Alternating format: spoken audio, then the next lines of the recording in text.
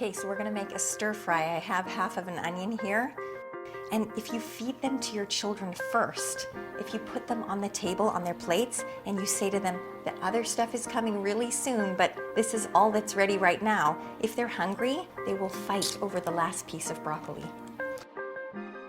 I think maybe one of the mistakes that people make with vegetables is they think that they're not allowed to add any sauces or anything, so they just end up making them plain steamed vegetables. And I think the key with children is that firstly you have to get them great vegetables. You have to get the ones that are fresh, that are locally grown or seasonal, and then you have to dress them up a bit. You can put a bit of melted butter on your steamed vegetables or some sauces on your stir fry, because then they have kind of a positive experience with their vegetables.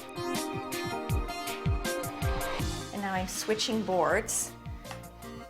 Apparently, it's hard to get the smell of onion and garlic out of a wooden board, so you don't want to chop your onion and garlic on a wooden board.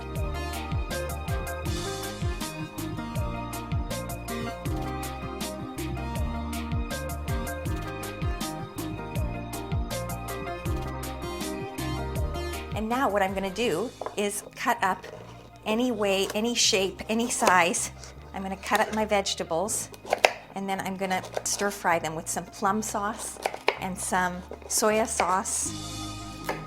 In medical school, they taught us never to feed a child anything round like this because it's exactly the size of their windpipe, and if they inhale it, it can block off their air passage. So if you have things that are round, just cut them in half. And the only other thing that I have to tell you about stir fries is that there's a famous chef in the Bay Area called Alice Waters, and she does so much great work with organic foods and getting the school food programs to serve really healthy lunch alternatives to children. They have school gardens and things, and she's done so much work that I think she once made a comment where she said, "We've come so far since the days of the stir fry."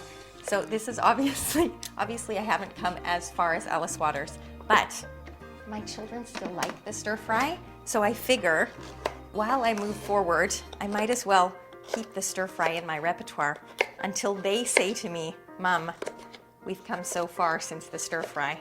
Then I'll stop making it. Okay, so I've got my carrots on one side. I'm going to cut up some cauliflower. You're just trying to separate the little florets in ways that will be attractive and yet bite-sized. Here I've got my broccoli now, and I'm going to cut this up. You can basically just use as many colors as you can find at a local market and stir fry them all together. Mushrooms go nicely in a stir fry. I'm going to put some of this in. And I'm just going to pull the inside part with the seeds out. This is going to add my red. You can use orange ones and yellow ones as well. And the final thing is a little baby zucchini, which cooks quite quickly and adds a nice different kind of crunch to the stir fry. Okay, so that was it. That's all you need to make a stir fry. And look how many vitamins your children are going to get from this as their first course, as their appetizer. Sorry, Alice Waters, you're my hero, but I'm not ready to give up on my stir fry yet, and neither are the kids. It's going to be quite a high heat, like medium high for a stir fry. And again, I'm just going to start with a little bit of olive oil. You can put a splash of sesame oil in if you have it, but you don't have to have 10 different kinds of oil in your cupboard either. It'll taste just as good with olive oil. And there's something else I didn't mention. This is ginger. If you want to add a bit of really Asian flavor to your stir fry, this smells so fresh and nice. And it's easy to use. You just peel the skin off and cut a little chunk, and you can push it through the same kind of press that you would use for garlic. And if you don't have one of these, you can use a little pot and just pound it up or cut it with a knife into small pieces. Okay, be careful that you don't get splattered because hot oil is not fun to have on your skin. And then I'm just gonna move these around until they start to get kind of glassy looking. The nice thing about stir fry is it's got the sweet and the sour and the salty, and it's got so much color. It like hits all of the children's senses at once. I think with a dish like this, if you show the children that you enjoy eating it, that you look forward to not only to making it, but to eating it with them, I think they'll be much more motivated and much more likely to try it. And now we're going to give our carrots a little head start because they take just a tiny bit longer. So we're going to move this over here, and I'm just going to shove my carrots in and give those just a minute or two.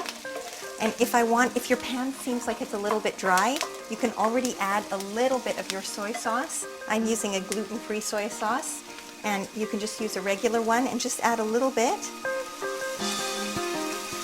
for a bit of moisture to cook the carrots. You can hear it sizzling away.